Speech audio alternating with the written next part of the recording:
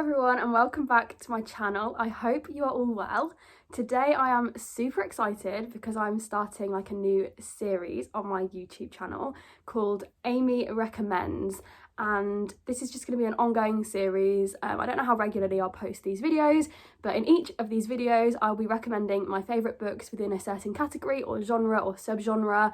So I'm super excited to do that because we're all here for book recommendations, aren't we? Let's be real. Who doesn't want to add another 10 books to their TBR? So today I am going to be recommending my favourite books that are written in verse. If you don't know, I love books that are written in verse. I read my first book written in verse in July last year, and since then I have just been obsessed with them. I think they're beautiful, I think they're so moving, some of the most amazing writing ever. I love them so much, and I'm going to be recommending 7 of my favourites. So without further ado, I'm going to show you my favourite books that are written in verse.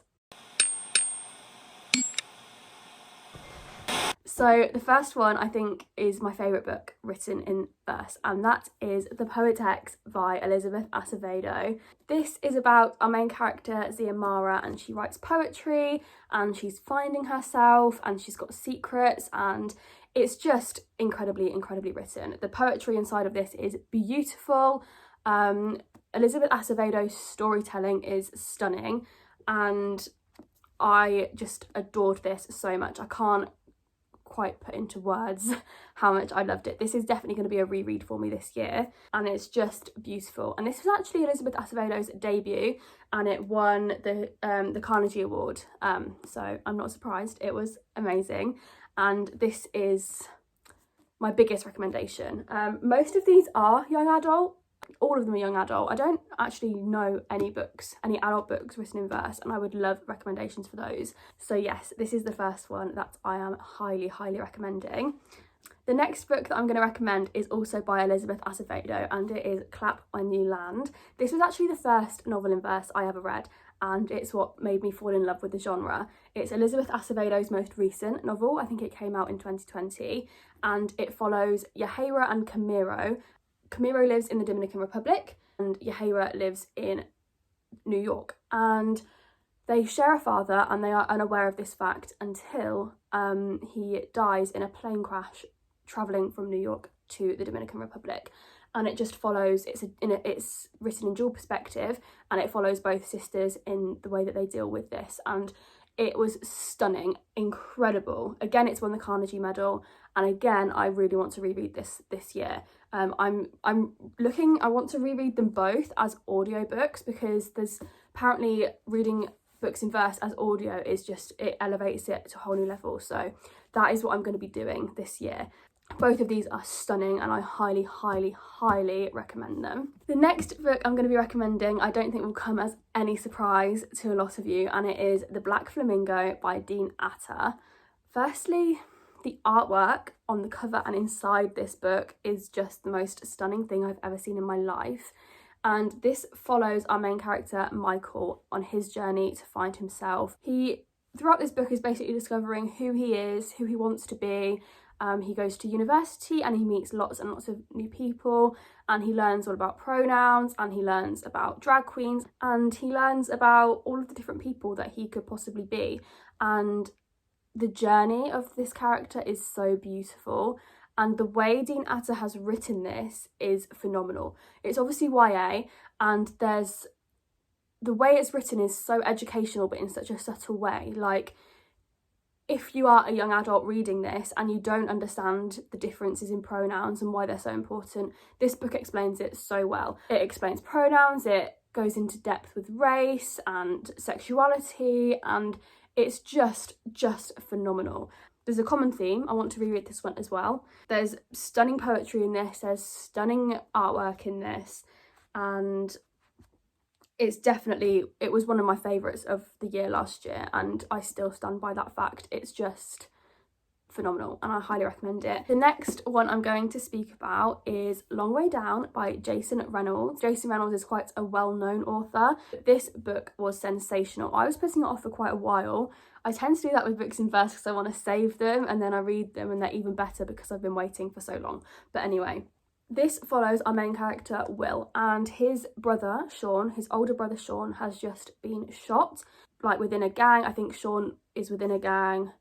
Will has had instilled in him his whole life from all of his family, the 3 rules, and it says it on the back: if someone you love gets killed, find the person who killed them and kill them. No crying, no snitching, get revenge. So Will's older brother Sean has been shot, and he has to deal with the inner demons he's facing, because he's been taught all his life that he now has to find this person who's killed his brother and kill them. So the majority of the book is actually set in one elevator trip. So he gets in the elevator and goes downwards, and the whole book is set in that. And at every floor, the door opens and a different ghost from Will's past gets on the lift. And they don't tell him what to do, but the things that they say really impact his decision on what he's going to do. And it's so powerful, it's so moving, and the way it's written is so bloody phenomenal. It's so clever. I loved the character journey in this, and it was just sensational. I love Jason Reynolds' writing. I think it's exceptional. So the next book I'm going to be talking about is Run Rebel by Manjeet Mann, and it follows our main character Amber, who is a teenage girl, and she is trapped by her father's rules and his expectations, and she is terrified that she'll be walking down the street with her friend who's a boy, and one of her family members will tell her dad and she'll be in trouble. And she's really, really repressed in that way. Both of her parents are illiterate. She has to translate everything for them. She has to stay home if the plumber's coming. She has to do everything for them. And I think that was really, really powerful to read about. And her dad is an abusive character, and Amber in this story fights for her mum, fights for her sister, fights for herself, and it is sensational. It's incredible. I loved it so much, and I highly, highly recommend this. It was totally different to anything I've ever read before. The characters were stunningly crafted. I loved it so much. The next book I'm going to talk about is Punching the Air by Yusuf Salam and Ibiza Boy.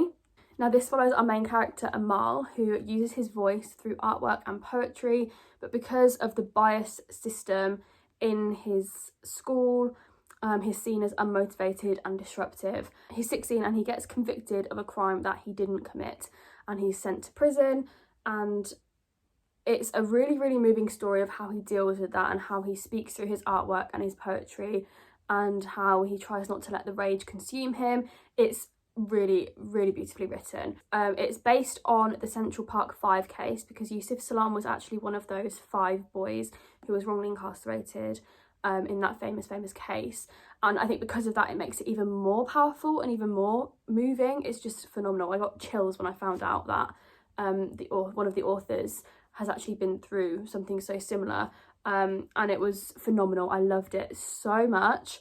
Again, there's beautiful artwork throughout this, and yeah, it's just highly, highly, highly recommend this one. And then the final book that I'm going to recommend I actually read very, very recently, and that is Inside Out and Back Again. I did speak about this recently in my January wrap up and also a reading blog, but it follows our main characters throughout the Vietnam War. And Ha, the main character, she's the youngest sibling, and she has 3 older brothers, and their mother and their father didn't come back from the war, even though they still hope that he is alive and well. And basically it's about their journey as they have to leave Vietnam and leave their life behind them. And it was sensational. It was so moving. This one is actually middle grade. All the others are young adult. But yeah, it was incredible, and I highly recommend this one. And I speak about this in more detail in my January wrap up. So I won't go into loads of detail now. However, I do highly recommend it. I highly recommend all of these books. They are just phenomenal. Books in verse are super quick and easy reads. If you don't have much time, or if you don't like committing to chapters with 30-40 pages. I wish I'd have known about these as a young adult. I think I would have benefited so much from reading books like this when I was the targeted age range. However, now I am older, I really do appreciate them, and it's my favourite genre to read, and Like I say, I'm always on the lookout for more recommendations of books in verse, so please do let me know. I really hope you enjoyed this video. It's something a little bit different, but I hope there was some books in here that you would like to add to your TBR lists. Thank you so much for watching, and I will see you all in the next one. Bye!